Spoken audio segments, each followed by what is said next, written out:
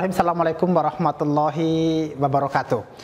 Terima kasih, selamat bergabung kembali di channel saya Dosen Keren. Ya, pada kesempatan ini saya kehadiran seorang tamu yang memang saya anggap profesional di bidangnya.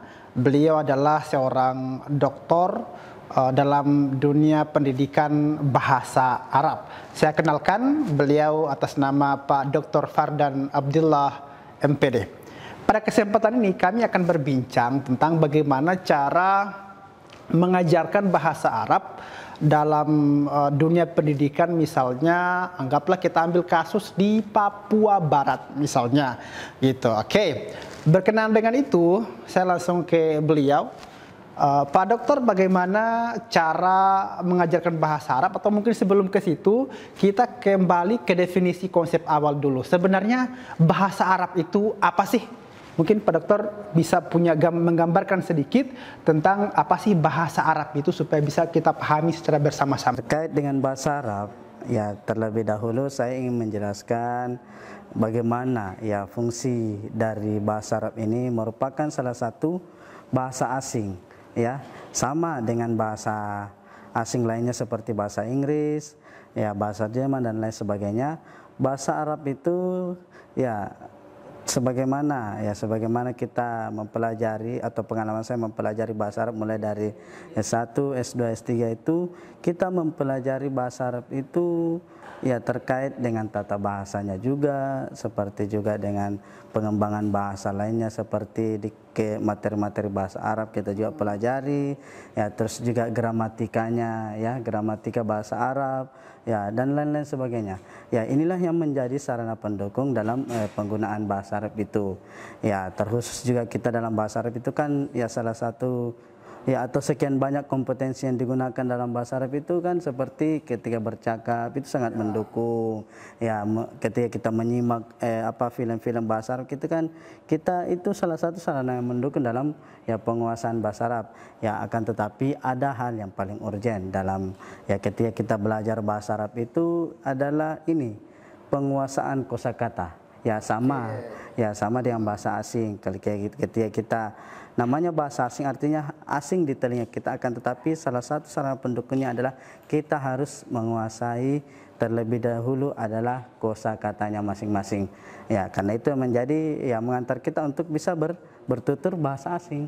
Terima kasih Pak Dokter. Tadi menggambarkan lebih detail ya tentang bahasa Arab itu apa aja gitu kan, komponennya apa saja. Berikutnya, bahwa dalam memahami bahasa Arab ini bukan hal yang gampang tentunya. Dia ini punya proses seperti hanya bahasa Inggris atau misalnya bahasa Jerman, bahasa Indonesia. Akan tetapi yang perlu kita pahami bahwa bahasa Arab ini adalah bahasa asing untuk kita orang Indonesia.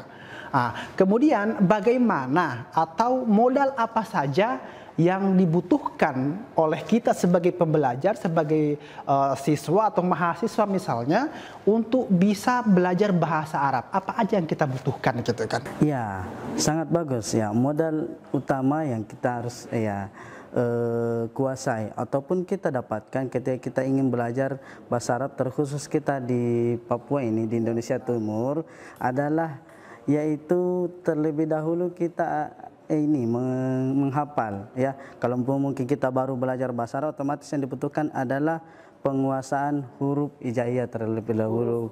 Ya hijaiyah sama artinya bersama dengan bahasa asing, artinya kita belajar bahasa asing otomatis kita akan terlebih dahulu menguasai huruf-hurufnya.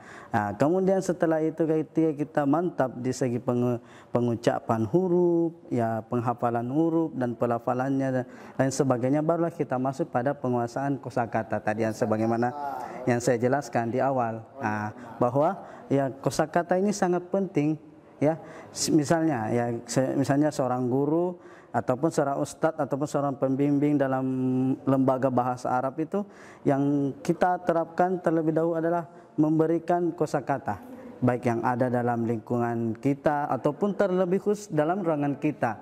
Itu yang terlebih dahulu, yang terdekat dari kita harus terlebih dahulu untuk menghafal kosakatanya.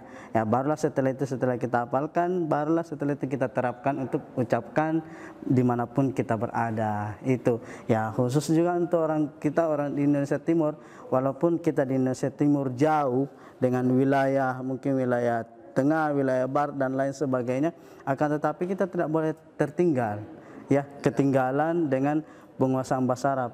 Ya, seperti sekarang ini kan khusus kita di wilayah kita ini kan sudah ya banyak, ya, terlebih kita banyak orang Muslim, otomatis kita tidak jauh dari bahasa Arab. Nah, jadi itu yang paling urgent kita harus pelajari dalam apa saja khusus untuk wilayah Indonesia Timur, gitu.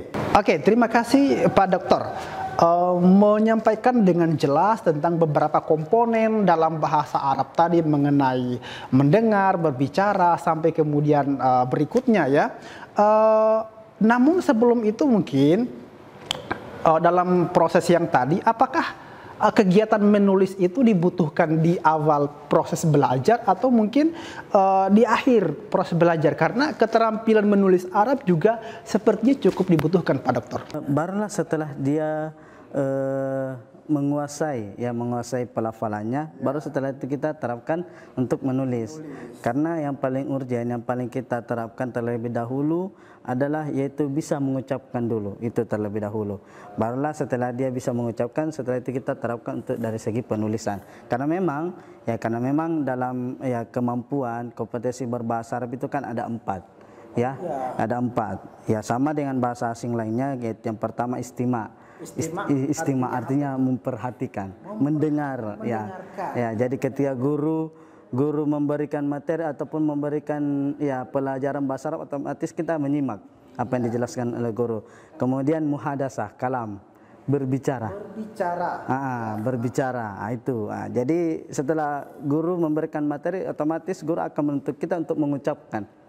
Ya, mengucapkan apa yang dia ucapkan, kita pun harus mengucapkan. Artinya berulang. Gitu ya. Setelah itu adalah kitabah, menulis ya, menulis itu. Jadi ya, kompetensi menulis itu kan juga sangat diterapkan dalam penguasaan bahasa Arab. Jadi tadi adalah muhadasah, ya, istima, kalam, dan yang keempat adalah mahara al-qiraah. Ya, mahara al-qiraah ini yaitu menggunakan metode pembelajaran secara membaca. Jadi kompetensi ini sangat penting bagi siswa ketika kita ingin menerapkan pembelajaran bahasa Arab secara membaca. Ya, siswa ingin belajar bahasa Arab, jadi dengan cara membaca ini siswa dapat didukung untuk dalam penguasaan bahasa Arab. Oleh karena itu, ya, 4 kompetensi ini sangat penting dalam pembelajaran bahasa Arab. Yang menarik adalah bahwa dalam mindset kita dalam kehidupan sehari-hari, Pak Dokter, bahwa bahasa Arab ini hanya dipakai oleh orang-orang Islam saja, dan orang non-Muslim nggak perlu belajar bahasa Arab misalnya, gitu kan? Apakah betul seperti itu? Apakah bahasa Arab ini hanya perlu dipelajari orang Muslim aja? Oke, terima kasih. Ya, sangat menarik hal seperti ini. Bahasa Arab memang pada dasarnya tidak pernah jauh dari kita sebagai orang Islam, karena memang bahasa Arab ini kan sebagai bahasa utama dari orang Islam. Ya, ketika diturunkannya Al-Quran itu kan sebagaimana dalam pengertian Al-Quran itu kan wahyu yang berbahasa Arab, wahyu Allah yang berbahasa Arab yang diturunkan kepada Nabi Muhammad dan lain-lain sebagainya selanjutnya. Itu kan yaitu pengertian yang utama dalam Al-Quran. Ya, akan tetapi tidak menutup ruang untuk orang Muslim. Ya, orang non-Muslim maksud saya. Ya, orang non-Muslim artinya di sini ya, orang non-Muslim itu berhak untuk mempelajari bahasa Arab. Ya, salah satu contoh di negara Arab itu kan bukan hanya orang Islam yang ada. Oh iya, benar. Di seperti negara Arab yang besar itu ternyata bukan hanya Islam saja di situ. Islam ada yang itu aja, ya. Jadi mereka juga berhak untuk mempelajari bahasa Arab. Jadi bahkan saya pernah mendengar kabar itu ada juga ini Injil yang berbahasa Arab. Ya, itu. Ya, itu. Jadi mereka juga mempelajari bahasa Arab. Ya, terkhusus mereka memang sudah tinggal di negara Arab, otomatis dia harus menguasai bahasa Arab. Ya begitupun kita, saudara-saudara kita yang non Muslim, ya mereka juga berhak untuk mempelajari bahasa Arab. Akan tetapi mereka juga harus terlebih dahulu, khusus kita di wilayah Indonesia Timur ataupun orang Indonesia pada umumnya, ya otomatis kita akan mempelajari huruf hijaiyahnya dan kemudian menghafal kosakatanya. Mereka juga berhak, gitu. Ya. Boleh digambarkan lebih detail Pak Dokter tentang cara belajar bahasa Arab, ya? Misalnya kita sebagai siswa atau mahasiswa nih, di mana kita bukan sebagai penutur asli, bagaimana cara yang efektif untuk bisa belajar bahasa Arab? Oke. Khususnya kita sebagai penutur yang bukan asli orang Arab, artinya bukan penutur asli dalam berbahasa Arab. Ya, salah satu yang utama yang perlu kita perhatikan adalah membiasakan mengucapkan bahasa Arab. Itu yang paling utama. Akan tetapi sebagaimana saya jelaskan dari awal bahwasanya ini didukung ketika kita menghafal kosakatanya. Itu. Jadi ketika pengajar, pembimbing dan lain sebagainya itu memberikan pengajaran bahasa Arab, otomatis apa yang diberikan itu kita harus hafal. Ya. Itu kita harus hafal. Karena memang itu memang menjadi hal yang sangat urgent dalam penguasaan bahasa Arab. Sama ketika kita logikakan ketika kita masih kecil itu, ketika kita diajari berbahasa ibu, khususnya bahasa Indonesia, otomatis ibu kita dulu ketika mengajari kita berbahasa, dia selalu mengucapkan apa yang dia ucapkan, itu yang kita ulangi dan itu berulang-ulang. Ya, artinya ya berbahasa itu dipengaruhi oleh lingkungannya. Ya, dipengaruhi oleh lingkungan sekitarnya, lingkungan dalam rumahnya, ataupun lingkungan dalam pembelajarannya. Jadi, ya khusus kita di Indonesia Timur, ataupun yang sebagai penutur, yang bukan sebagai penutur asli, ya itu yang utama. Kita harus membiasakan. Karena kan sama ketika kita berbahasa asing dan lain sebagainya, otomatis kita akan dimanapun kita berada, kita harus mengucapkan bahasa itu ketika kita ingin menguasai bahasa. Itu artinya prakteknya yang diutamakan. Terima kasih Pak Dokter.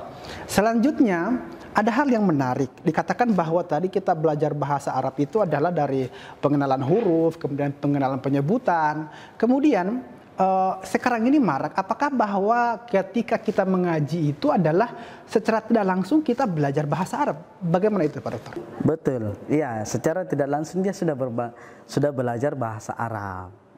Itu karena ya sebagaimana kita lihat seperti di Iqra, Al-Quran dan lain sebagainya itu kan berbahasa Arab. Ya, walaupun secara kajian, ya kalau kita sebagai orang ilmuwan bahasa Arab itu, ya bahasa yang diucapkan dalam Al-Quran itu dengan yang kita tuturkan itu berbeda. Ya, berbeda. Ada yang berbeda dari segi gramatikalnya, susunan kalimatnya. Kemudian akan tetapi bahasa Arab itu ya ilmunya di Al-Quran. Jadi nahwu yang utamanya itu di Al-Quran.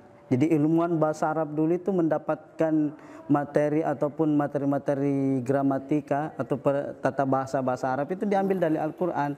Jadi bukan berarti Al-Quran yang mempelajari bahasa Arab, tetapi bahasa Arab belajar di Al-Quran. Terima kasih Pak Dokter. Tadi menjelaskan bahwasannya belajar bahasa Arab itu adalah hak di semua orang, gitu kan. Jadi siapapun punya hak tentunya untuk bisa belajar bahasa Arab dengan baik. Tentu tadi dikatakan pula bahwa di Arab itu bukan hanya orang Islam, orang non-Muslim juga ada. Tentu juga mereka punya keterampilan dalam berbahasa Arab. Kemudian Pak Dokter, sebagai seorang guru misalnya atau sebagai seorang dosen, bagaimana sih cara yang paling efektif dalam mengajarkan bahasa Arab untuk mereka atau untuk kita misalnya yang bukan penutur asing, yang bukan penutur aslinya gitu Pak Dokter? Oke, ya terkait dengan cara mengajarkan bahasa Arab yang efektif ataupun praktis, ya kan dalam metode pembelajaran bahasa Arab itu kan ada beberapa ya yang diberikan teori-teorinya. Terutama dalam bahasa Arab itu ada metode pengajaran secara langsung atau at-thariqah al-mubasyarah. Ya, metode langsung ini ya sebagaimana saya tadi sempat juga singgung bahwasanya kita sebagai pengajar menerapkan bahasa Arab ini secara langsung kepada mereka. Artinya kita berbicara kepada mereka secara langsung walaupun mereka belum paham ya, tetapi otomatis ataupun kita terlebih dahulu simpan dalam pikirannya bahwa bahasa Arabnya ini itu. Ya. Ya, misalnya hadza kitabun. Ya, mereka mengucapkan hadza kitabun. Ya, haza kitabun, dia akan tertinggal dalam pikirannya haza kitabun.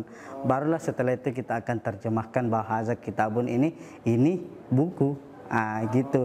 Jadi langsung ya. Kemudian cara yang lain ya seperti dengan metode gramatika. Jadi metode ini adalah metode yang menarik juga ketika ataupun diterapkan ketika telah menguasai bahasa Arab ataupun telah belajar bahasa Arab. Metode ini diterapkan ya mempelajari tentang kaidah bahasa Arabnya.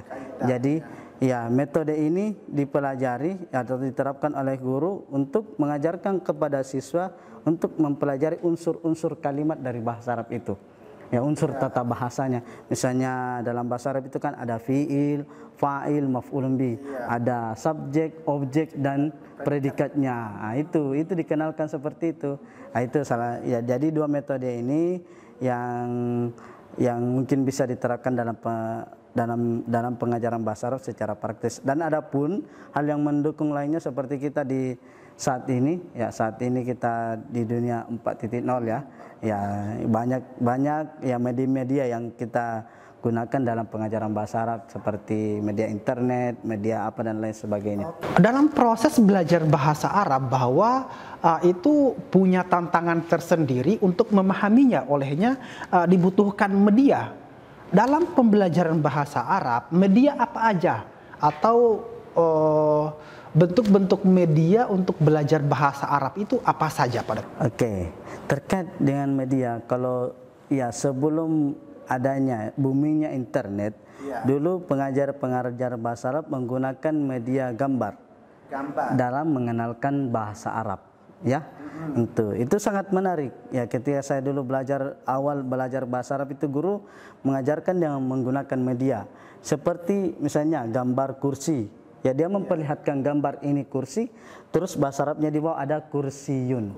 Ya, terus setelah itu dia memberikan gambar ini ya misalnya meja, gambar meja. Dia kemudian di bawah bahasa Arabnya itu ada tertulis ya kitabun atau ya maktabun maksud saya. Itu. Jadi media ini ya sangat menarik untuk digunakan ketika kita awal mempelajari bahasa Arab. Ya, kemudian media lainnya itu seperti media-media secara elektronik. Sekarang itu kan ada Play Store. Ya, Play Store itu kita bisa mendownload di sana ya di HP dengan ya kita mendownload programnya. Disitulah kita bisa belajar bahasa Arab terkait dengan kosakata ataupun tata bahasa dan lain sebagainya. Jadi ya bahasa Arab ini juga tidak tertinggal. Ya, tidak tertinggal ya mengikuti perkembangan zaman. Berikutnya adalah ini yang paling penting dan urgent, bahwa kita sekarang adanya adalah di Papua Barat tentunya, di mana ini merupakan tantangan tersendiri untuk kita bisa mengajarkan bahasa Arab di sini. Bagaimana cara mengajarkan bahasa Arab kepada siswa atau pelajar yang ada di Papua? Mungkin ada strategi khusus yang dirancang agar pembelajaran bahasa Arab itu bisa berhasil di segala bidang materi atau mungkin pada sub-sub topik tertentu, Pak Dokter. Cara mengajar ya khususnya masyarakat lokal ya. Masyarakat lokal yang ada di Papua maupun di daerah-daerah lainnya, ketika kita mengajar bahasa Arab itu kita menggunakan pendekatan bahasa daerah mereka. Bahasa daerah mereka itu terlebih supaya ini lebih menarik simpati dari masyarakat tersebut. Artinya ketika kita mengajarkan bahasa Arab kepada mereka, kita terlebih dahulu menanyakan apa bahasa daerahnya ini. Ya, seperti itu mereka bisa tertarik. Oh, ini bahasa daerahnya ini. Bahasa saya misalnya. Gitu, ya, gitu ya. Jadi apa bahasa daerahnya nih? Nah, jadi disitulah kita masuk kalau bahasa Arabnya ini ya maktabun. Misalnya meja bahasa Arab Papuanya apa? Nah, baru kita memberitahukan kepada kalau dalam bahasa Arab ya ini maktabun, ini meja gitu. Jadi sama dengan daerah-daerah lainnya, terkhusus pondok pesantren yang ada di Jawa. Ketika mereka mengajarkan kitab-kitab yang berbahasa Arab itu ada yang tidak pakai tanda-tanda itu. Ya, tanda-tanda baris ya, maksudnya sakal ya. Itu mereka mengajarkan ya bahasa Arab itu dengan pendekatan bahasa daerahnya, bahasa Jawa. Ya, makanya tidak heran ketika kita punya anak yang sekolah di Jawa belajar berbahasa Arab itu berbeda cara berbahasa Arabnya yang ada di Sulawesi karena dipengaruhi dengan dialek daerahnya masing-masing. Jadi artinya apa? Bahasa Arab ini juga bukan meninggalkan bahasa ibu kita, bahasa lokal kita. Ya, akan tetapi bahasa Arab ini akan juga mengikuti bahasa yang ada di daerah tersebut. Tinggal bagaimana ini dikolaborasikan sehingga mereka juga bisa menguasai bahasa Arab. Khususnya kita di orang Papua, maka ya pendekatan yang harus kita gunakan adalah pendekatan secara ya lokal, lokalitasnya, daerahnya gitu. Yang menjadi tantangan adalah bahwa sekarang remaja kita itu banyak bahkan yang tidak bisa mengaji. Sementara sebenarnya ketika tadi disebutkan bahwa mengaji itu adalah salah satu bentuk kegiatan belajar bahasa Arab, mungkin ada strategi khusus atau mungkin ada motivasi dari Pak Dokter atau tips strategi kepada anak generasi kita untuk bisa belajar bahasa Arab atau belajar mengaji dengan baik. Setidaknya dikatakan tadi bahwa agama ini sebenarnya lebih dekat dengan bahasa Arab karena kitabnya diturunkan dalam bahasa itu. Hal yang perlu kita tanamkan dalam setiap anak ketika mereka yang belum mengaji ya janganlah berhenti untuk mendorong mereka untuk dekat dengan agama. Otomatis mereka akan belajar Al-Quran, belajar mengaji. Ya jangan pernah berhenti walaupun mereka menolak, kita tetap mendorong mereka harus, karena ini memang modal utama, bukan modal utama yang untuk dunia saja, akan tetapi harus ada seperti pemaksaan begitu. Ya, pemaksaan karena ada jalan dipaksa, anak-anak harus dipaksa untuk belajar. Ya, mereka juga harus mendapatkan support sama kita harus juga memotivasi mereka untuk tetap belajar sama dengan belajar pembelajaran bahasa lain ataupun pelajaran-pelajaran lain sebagainya. Kita tidak boleh berhenti untuk mendorong mereka untuk belajar. Karena anak-anak seperti ini memang dari awal kita memang harus tanamkan dalam dirinya untuk selalu belajar. Untuk terdorong dirinya untuk belajar agama. Belajar mengaji, karena belajar agama itu kan bukan hanya untuk dunia saja, akan tetapi kita dapatkan di akhirat. Itu karena kalau kita belajar bahasa Arab itu kita akan juga akan memahami pembelajaran agama Islam kita. Oke, terima kasih Pak Dokter sudah membersamai saya hingga saat ini. Setidaknya ini menjadi wawasan untuk kita semua tentang bagaimana cara belajar, cara mengajarkan bahasa Arab, dan harapannya ke depan adalah kita semakin termotivasi untuk bisa belajar lebih giat karena ini merupakan dasar pengetahuan. Ingatlah bahwa sebelum segala pengetahuan itu muncul, maka yang menjadi dasar pengetahuan itu sehingga kita bisa terima adalah bahasanya. Ketika kita mampu menguasai bahasanya, maka proses penafsiran dan pemaknaan suatu prinsip, suatu konsep itu kita bisa terima dengan baik. Olehnya kepada generasi Indonesia, kepada generasi Muslim lebih khusus, marilah kita bisa menyikapi hal ini untuk bisa terus belajar dan mari terus kita memantaskan diri untuk kegiatan-kegiatan berikutnya. Oke, demikian topik kita sebenarnya semakin hangat karena Ini bahasan yang tidak akan pernah ada habisnya. Kita akan buat dalam sesi berikutnya. Terima kasih saya ucapkan. Saya menyatakan sebelumnya bahwa Pak Dr. Fardan ini adalah dosen di kampus IAIN Sorong, Provinsi Papua Barat. Spesifiknya beliau adalah dosen bahasa Arab. Terima kasih dari saya. Saya ucapkan terima kasih kepada Pak Dr. Fardan dan terima kasih kepada para penonton sekalian. Assalamualaikum warahmatullahi wabarakatuh.